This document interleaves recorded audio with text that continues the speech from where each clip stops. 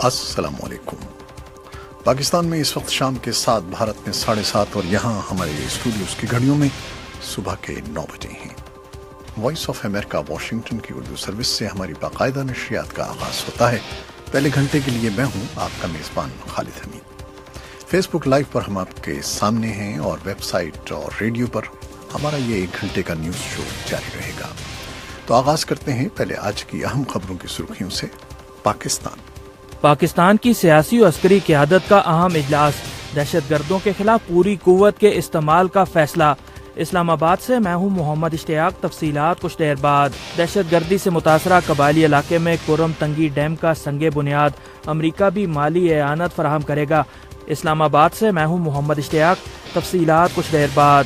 مبینہ بھارتی جاسوس کلبھوشن یادو کو بھارت کے حوالے نہیں کیا جائے گا، مشیر خارجہ سرتاج عزیز کا بیان۔ اسلام آباد سے میں ہوں محمد جلی، تفصیلات کچھ دیر بعد۔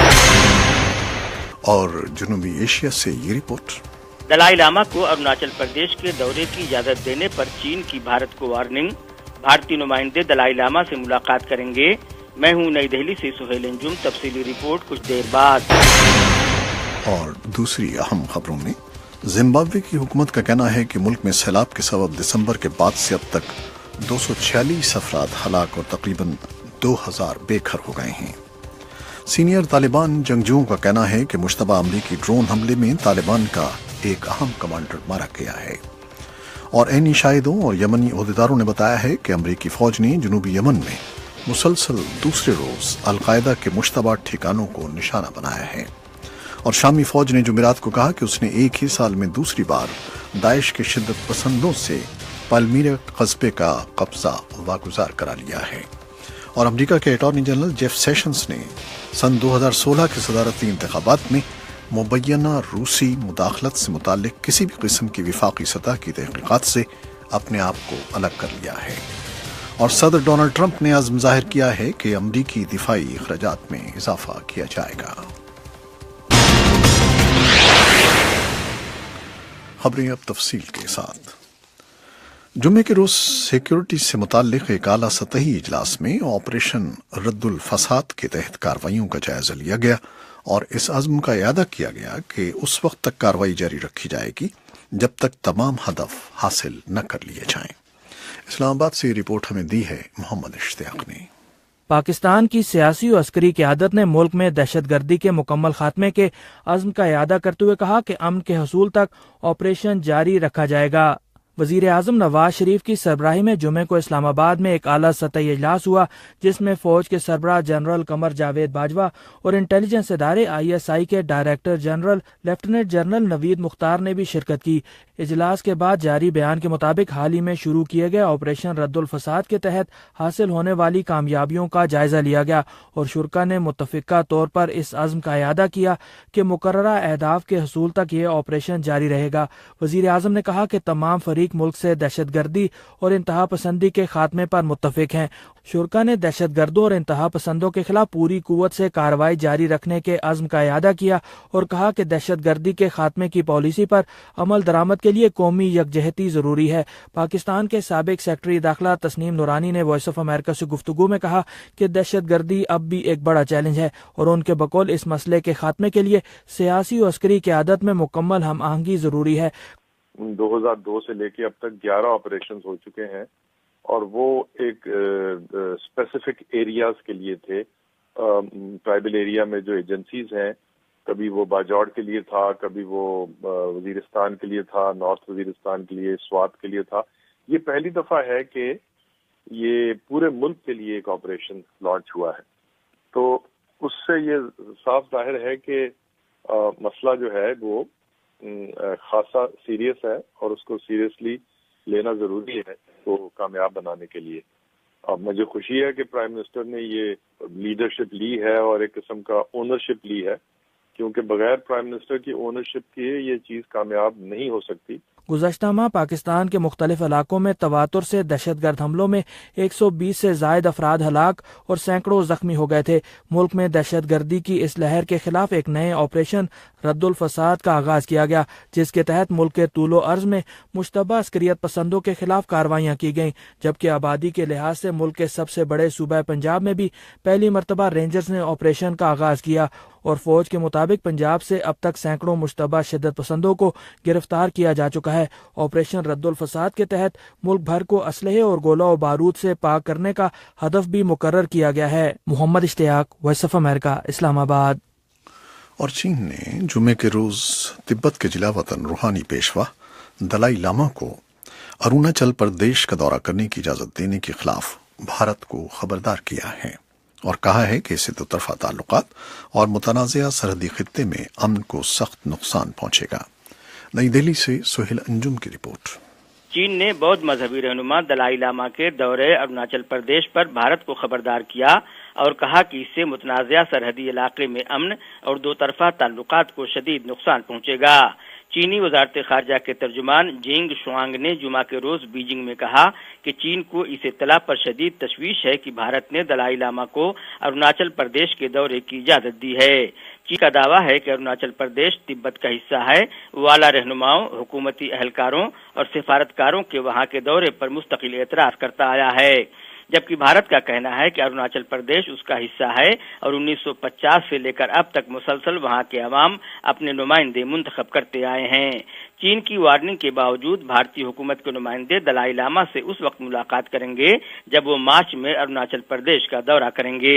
वजीर आजम नरेंद्र मोदी की इंतजामिया साबिका हुकूमतों के बरखिलाफ तिब्बती मजहबी रहनुमा से अपने अवामी राब्तों को मुसलसल बढ़ा रही है, जबकि साबिका हुकूमतें बीजिंग की नाराजगी के पेश नजर ऐसा करने में झिझक का मुजाहरा करती रही हैं। मरकजी वजीर मुमलकत बराए दाखिला किरण रिजिजू ने, जो कि अरुणाचल प्रदेश से ही ताल्लुक रखते हैं, हुकूमत के रवैये में तब्दीली का एतराफ किया है। वो तिब्बत के मसले पर वजीर आजम नरेंद्र मोदी के नुमाइंदे हैं। उन्होंने खबररसा एजेंसी राइटर्स को इंटरव्यू देते हुए कहा कि दलाई लामा तवांग की बौद्ध खानकाह का 8 साल के बाद दौरा कर रहे हैं और वो वहां उनसे मुलाकात करेंगे। उन्होंने मजीद कहा कि वो एक मजहबी रहनुमा की हैसियत से वहां जा रहे हैं, उनको रोकने की कोई वजह नहीं है। उनके अकीदतमंद मुतालबा कर रहे हैं कि उनको आना चाहिए, वो एक लामा हैं, वो कोई नुकसान कैसे पहुंचा सकते हैं। चीन ने गुज़श्ता साल अक्टूबर में भी ऐसी ही तशवीश का इजहार किया था जब अरुणाचल प्रदेश की हुकूमत की दावत पर तिब्बती रूहानी रहनुमा के दौरे की इजाजत भारतीय हुकूमत ने दी थी।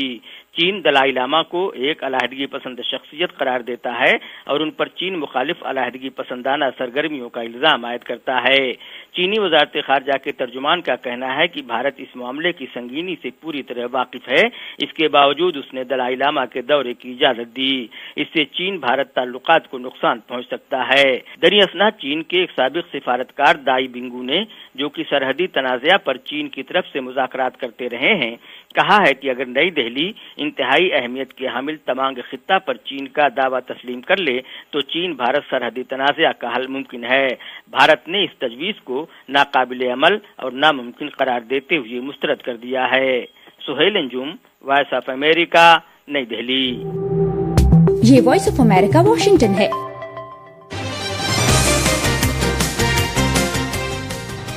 सीनियर तालिबान जंगजुओं का कहना है कि मुश्तबा अमरीकी ड्रोन हमले में तालिबान का एक अहम कमांडर मारा गया है, जिसने 3 साल पहले अमरीकी कैदियों के एक तबादले में रिहाई से चंद मिनट पहले अमरीकी सार्जेंट बॉल बर्कदाल से कहा था कि दोबारा अफगानिस्तान मत आना। ताहम अमरीकी फौज ने जुम्मे के रोज कहा कि न ही अफगानिस्तान में अमरीकी फौज ने और न ही इमदादी फौज ने पाकिस्तान में या अफगानिस्तान की सरहद के नजदीक जुमेरात के रोज कोई हमला किया है। मगर तालिबान जराए ने जुमे के रोज तस्दीक की कि हलाक होने वाला कारी अब्दुल्ला मेराज उन 2 अफराद में शामिल था जो तालिबान के ख्याल में एक अमरीकी मिसाइल हमले में मारे गए, जो 1 रोज पहले पाकिस्तान की सरहद से मुल्क अफगान खोस्त सूबे में किया गया। ऐनी शाहिदों और यमनी उहदेदारों ने बताया है कि अमरीकी फौज ने जनूबी यमन में मुसलसल दूसरे रोज अलकायदा के मुश्तबा ठिकानों को निशाना बनाया है। उनका कहना था कि शबवा सूबे की वादी यशबाम में जुम्मे के सुबह हमले में अलकायदा के एक लीडर के घर को खास तौर पर निशाना बनाया गया। करीबी आबियान सूबे में भी हमले किए गए। मकामी रिहायशियों का कहना है कि मुमकिना तौर पर शहरी जानों का ज़िया हुआ है। अमरीकी उहदेदारों ने इन ताज़ा तरीन फ़ज़ाई हमलों पर तबसरा नहीं किया है। اور شامی فوج نے جمعرات کے روز کہا کہ اس نے ایک ہی سال میں دوسری بار داعش کے شدت پسندوں سے پالمیرا قصبے کا قبضہ واگزار کرا لیا ہے۔ فوج کی جانب سے جاری ہونے والے ایک بیان میں کہا گیا ہے کہ حکومت کو پورے شہر پر کنٹرول حاصل ہے۔ بیان کے مطابق روسی فضائی مدد کے ساتھ حکومت شامی شہر پر کنٹرول حاصل کرنے میں کامیاب ہو گئی ہے۔ زمبابوے کی حکومت کا کہنا ہے کہ ملک میں سیلاب کے سبب دسمبر کے بعد سے اب تک 246 افراد ہلاک اور تقریباً 2000 بے گھر ہو گئے ہیں۔ براعظم افریقہ کے جنوب میں واقع اس ملک نے سیلاب سے متاثرہ افراد کی معاونت کے لیے بین الاقوامی برادری سے $10 کروڑ امداد کی اپیل کی ہے۔ اس سیلاب کی وجہ سے کئی سڑکیں اور پل بہہ گئے ہیں، جبکہ کئی علاقوں کا رابطہ ایک دوسرے سے منقطع ہو گیا ہے۔ امریکہ کے اٹارنی جنرل جیف سیشنز نے سن 2016 کے صدارتی انتخاب میں مبینہ روسی مداخلت سے متعلق کسی بھی قسم کی وفاقی سطح کی تحقیقات سے اپنے آپ کو الگ کر لیا ہے۔ امریکہ کے موخبر اخبار واشنگٹن پوسٹ میں یہ خبر سامنے آئی تھی کہ بطور امریکی سینیٹر اور ٹرمپ کی مہم کے ایک رکن ہونے کے ناطے انہوں نے انتخاب سے قبل روسی سفیر سے 2 بار ملاقات کی، تاہم اپنی توثیق سے متعلق ہونے والی سماعت کے دوران انہوں نے یہ بات نہیں بتائی۔ دونوں جماعتوں کے قانون سازوں نے سیشنز سے مطالبہ کیا تھا کہ وہ اپنے عہدے سے الگ ہو جائیں، جبکہ بعض ڈیموکریٹس نے ان پر غلط بیانی کا الزام عائد کرتے ہوئے مستعفی ہونے کا مطالبہ کیا تھا۔ صدر ڈونلڈ ٹرمپ، جنہوں نے قبل ازیں کہا تھا کہ سیشنز کو اپنے عہدے سے الگ نہیں ہونا چاہیے، انہوں نے اپنے اٹارنی جنرل کو دیانتدار شخص قرار دیا۔ صدر نے بیان میں کہا کہ ڈیموکریٹ اپنا کھیل کھیل رہے ہیں، وہ انتخاب ہار گئے ہیں اور حقیقت پر اپنی گرفت کھو بیٹھے ہیں۔ امریکہ کے محکمہ انصاف کے سربراہ کے طور پر نامزد ہونے کے بعد جنوری میں اپنی توثیق سے متعلق ہونے والی سماعت کے دوران سیشنز نے ایک سوال کے جواب میں کہا تھا کہ مہم کے دوران 1 یا 2 بار یہ کہا گیا تھا کہ میں نے کسی کی نمائندگی کی تھی، لیکن میرا روس کے کسی عہدیدار کے ساتھ کسی طرح کا کوئی رابطہ نہیں تھا۔ انہوں نے جمعرات کو نامہ نگاروں کو بتایا کہ ان کی کبھی بھی یہ نیت نہیں تھی کہ کسی سے غلط بیانی کی جائے، اور ان کے جوابات صحیح اور درست تھے۔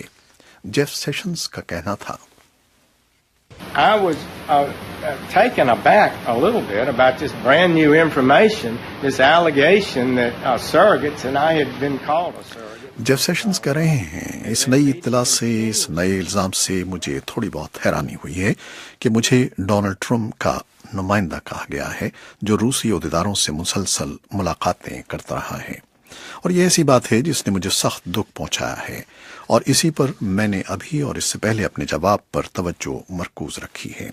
میں نے ایک روسی عہدیدار سے کئی مرتبہ ملاقات کی ہے اور وہ سفیر تھے۔ سیشنز کا کہنا تھا کہ روسی سفیر کیزلیاک سے پہلی ملاقات ریپبلکن نیشنل کنونشن کے دوران جولائی میں ہوئی اور ستمبر میں ان کے دفتر میں ملا۔ یہ ملاقاتیں بطور سینٹ کی آرمڈ سروسز کمیٹی کے رکن کی حیثیت سے میرے کام کا حصہ تھیں، اور یہ کہ بہت سے دوسرے سفیر بھی ملنا چاہتے تھے۔ صدر ڈونلڈ ٹرمپ نے عزم ظاہر کیا ہے کہ امریکی دفاعی اخراجات میں اضافہ کیا جائے گا۔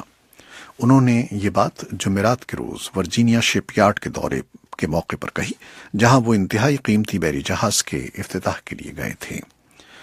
فوجی جیکٹ اور ٹوپی پہنے ہوئے ٹرمپ نے USS جیرالڈ فورڈ جہاز کا دورہ کیا۔ امریکی تاریخ کے سب سے مہنگے جہاز پر $12.9 ارب کی لاگت آئی ہے۔ ڈونلڈ ٹرمپ نے اس موقع پر اپنے دفاعی بجٹ میں ڈرامائی اضافے کے وعدے کو دہرایا، جس کا اعلان انہوں نے اس ہفتے کے شروع میں کیا تھا۔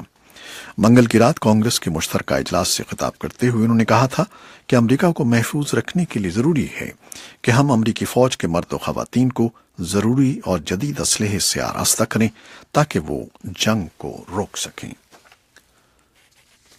اور سینٹ نے جمعرات کو صدر ڈونلڈ ٹرمپ کی جانب سے نامزد کردہ 2 اہلکاروں کے ناموں کی توثیق کر دی ہے جو ریپبلکن پارٹی کی جانب سے صدارتی نامزدگی کے مرحلے کے دوران ان کے مد مقابل تھے۔